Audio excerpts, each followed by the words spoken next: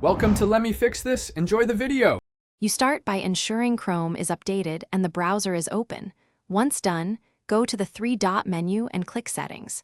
You want to decide whether to follow your system theme or manage Chrome independently, so check your OS dark mode preference in Windows or Mac OS beforehand.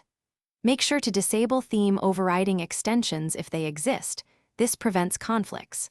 Now that prerequisites are set, navigate to Appearance in Settings so you can take the first actionable step toward dark mode. You now choose the actual theme in Appearance. Click Theme and pick the built-in dark theme or install a reputable dark theme from the Chrome Web Store.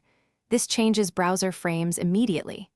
If the theme control is missing, type Chrome//settings/appearance into the address bar, and as a fallback explore Chrome//flags to enable experimental dark options. Use caution and relaunch Chrome after enabling. On mobile, go to Settings Theme and pick Dark or System. Make sure to restart the app so all UI elements update correctly.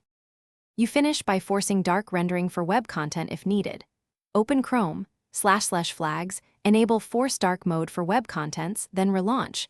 This converts many sites into dark variants. If pages render poorly, clear the browser cache, disable extensions that alter page styles, and restart Chrome. Make sure to check sites in an incognito window to isolate extension effects.